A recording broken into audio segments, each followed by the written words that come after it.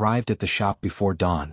The sky was still dark, and the streets of San Luis Potosí were silent, as if the city itself were holding its breath. My hands trembled as I unlocked the door, each creak sounding deafening in the early morning silence. I entered the shop and I turned on the lights. The shadows retreated, but they didn't disappear completely. It seemed like they were hiding in the corners, waiting for their chance to advance again. I took a deep breath, trying to gather the courage for what I was about to do. I started with Javier's pieces. I grabbed the first vase, the one he had shown me so proudly months ago. Now it felt heavy in my hands, as if it were reluctant to be moved. For a moment, I hesitated to destroy these works of art. It seemed like a sacrilege. But then I remembered the tormented face of Javier, Don Rodrigo's screams, the shadow I had seen the night before. With a cry that was part courage, part fear, I threw the vase to the ground. The sound of the breaking ceramic echoed in the empty shop. For an instant, I thought I heard a scream, as if the piece itself were feeling pain, but I couldn't stop now. One by one, I destroyed Javier's creations. Vases, plates, sculptures. Everything broke under my hands. With each broken piece, I felt a mixture of relief and horror. The shop floor was soon covered in pieces, a bizarre mosaic of shattered ceramic. I was so absorbed in my task that I didn't notice the change around me. It was only when I broke the last piece that I noticed it. The shadows had grown. It wasn't just normal darkness. It was something denser, more alive, and it was moving towards me. I took a step back, feeling my heart race. The shadows seemed to form faces, hands that stretched out to reach me, and then I heard the voices. They were whispers at first, but they grew. Louder, clearer. They were ancient voices speaking in languages I didn't know, but somehow understood. "You freed us," the voices said. "Now we are part of you." I felt something cold touching my skin, as if the shadows themselves were enveloping me. I tried to scream, but no sound came out. The world around me began to spin, the colors mixing, the shapes distorting. I don't know how long I stayed there, in the middle of the destroyed shop, fighting against something I couldn't see or touch. When I finally regained consciousness, the sun was already high in the sky. The light entered through the shop windows, illuminating the rubble on the floor. I looked at my hands, expecting to see marks, scratches, any sign of the struggle I had fought, but there was nothing. My skin was clean, without a single scratch. For a moment, I thought I had imagined it all, but then I noticed that there was something different about me. It wasn't something I could see or touch, but I felt it. It was as if a part of me had been replaced by something else, something ancient and powerful.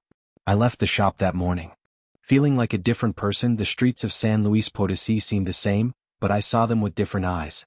I now knew that I had opened a door that could not be closed. Whatever had been released from Javier's pieces was now part of me. In the following days, I realized that my life would never be the same. The changes were subtle at first, almost imperceptible to anyone who didn't know me well, but I felt each one as if my body and mind were adapting to a new reality. The first thing I noticed was my sensitivity to handicrafts, not only Javier's creations but any handmade object. When I entered the shop, it was as if each piece whispered to me, telling me its story, revealing secrets of its creator.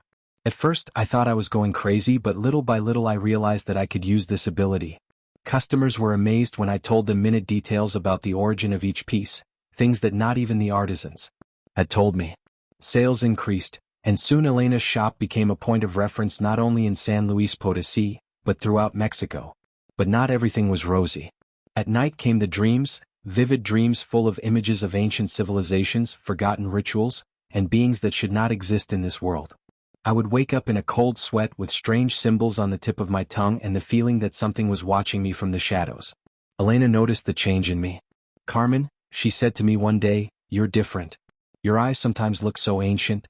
I tried to smile, to say that everything was fine, but I knew she didn't fully believe me. One day I received news that Javier had disappeared. Maria came to the shop desperate, saying that he had gone out one night and never returned. I felt a weight in my stomach. Somehow I knew this had to do with what happened that night in the shop. I began to investigate, searching for answers to what was happening to me. I immersed myself in ancient books, visited dusty libraries, talked with elders of indigenous tribes. Little by little, I put the pieces of the puzzle together. Javier's pieces, I discovered, were not simple works of art. Somehow he had channeled ancient energies into his creations, energies that went back to pre-Columbian times. By destroying them, I hadn't eliminated those forces, I had released them. And now they were part of me. I realized that I had a power in my hands, a power that could be used for good or for evil. I began to create my own pieces, infusing them with protections and blessings. Customers reported positive changes in their lives after acquiring these creations, but the power had its price. Sometimes, when I worked late in the shop, I saw strange reflections in the mirrors, shadows that moved on their own, and there was always that feeling, that knowledge in the back of my mind that I had opened a door to something much bigger than I could understand. One night, while closing the shop, I saw a familiar figure across the street. It was Javier. Our eyes met and, in that moment, I knew that he had gone through the same thing as me. He gave me a slight nod and disappeared into the night, leaving me with the certainty that our paths would cross again. Now, as I write this, I look at my hands and see the soft lines of clay under my nails. I know that my journey is far from over. What began in that shop in San Luis Potosí was only the beginning. The ancient forces that were awakened continue to move, adapt, and grow. And I, Carmen, once a simple craft seller, now I am the guardian of secrets that the modern world has long forgotten. I don't know what the future holds, but I know that I will never be the same. The shadows and the lights, the old and the new, now coexist within me, and while the streets of San Luis Potosí sleep out there, I remain awake, molding the clay, whispering words of power, and wondering what other doors are yet to open. Months passed, and my life became a delicate balance between the world I knew and the realm of the supernatural that was now part of me. The shop continued to prosper, but I knew it was more than just good business. People were attracted by the energy emanating from the pieces I created, even if they couldn't explain why. One afternoon, while working on a new series of vases, I felt a familiar presence. I looked up and there was Javier standing at the shop door. He looked older. His eyes carried a weight that I recognized well. "Carmen," he said, his voice hoarse as if he hadn't used it in a long time. "We need to talk." I closed the shop early that day, and Javier and I walked through the cobblestone streets of San Luis Potosí. He told me about his journey, about the places he visited and the things he learned. He spoke of ancient temples hidden deep in the jungle, of rituals performed under the light of the full moon, of knowledge that humanity had forgotten millennia ago. "We weren't the first," Carmen said, her eyes fixed on a distant point, "and we won't be the last. What happened to us is part of something bigger, something that is awakening." I felt a shiver run down my spine. My back. "What do you mean?" Javier turned to me, his eyes shining with an intensity that frightened me. "There are others like us scattered around the world, healers, artists, creators, all touched by these ancient forces, and now they are calling us."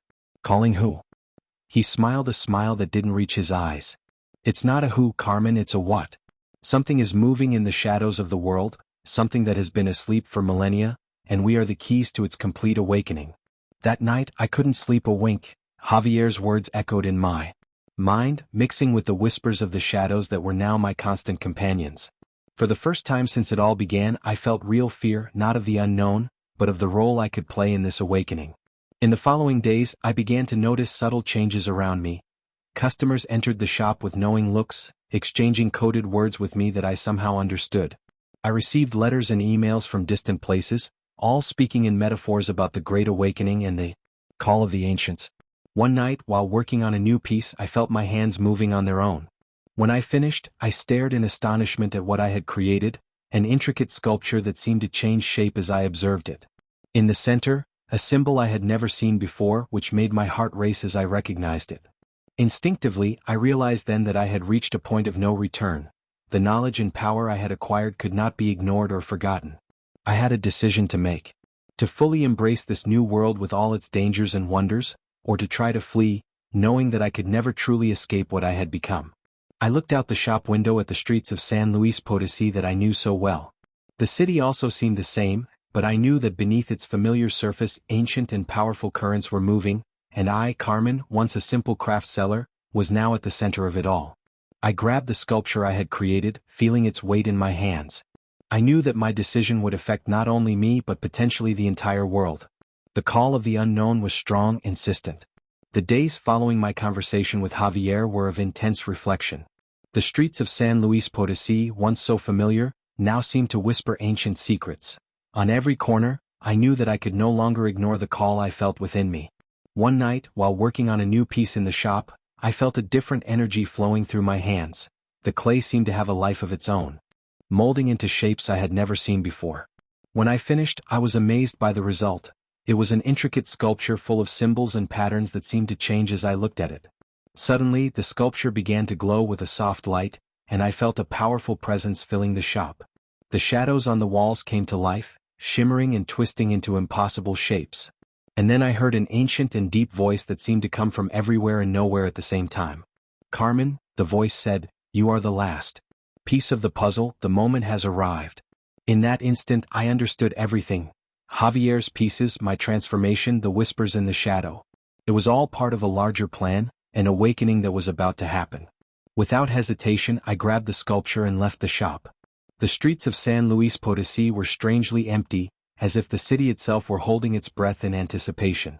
I walked, guided by an instinct I didn't fully understand, until I reached an ancient plaza in the heart of the city. There, to my surprise, I found Javier and other artisans I recognized from visits to the shop. They were all carrying their own creations, each one shining with a unique energy. "You felt it too," Javier said, not as a question but as a statement. I nodded. And together we formed a circle in the center of the plaza. Without anyone giving instructions, we began to place our creations on the ground, forming a complex pattern that seemed to have been rehearsed for millennia. I felt a wave of energy pass through my body, filling me with knowledge and power that I never imagined possible. I looked at Javier and the others and saw in their eyes that they felt the same. Humanity was awakening to a new reality, one where the magical and the mundane coexisted openly, and thus my journey came to an end. But the story I began continues, from a simple craft seller to a cosmic guardian. My life witnessed the extraordinary potential that exists in each of us. Humanity was awakening to a new reality, one where the magical and the mundane coexisted openly, and as the eras pass and the world continues to evolve, the essence of these energies continues to whisper ancient secrets to those who are ready to listen, reminding everyone that magic is always present, waiting to be awakened.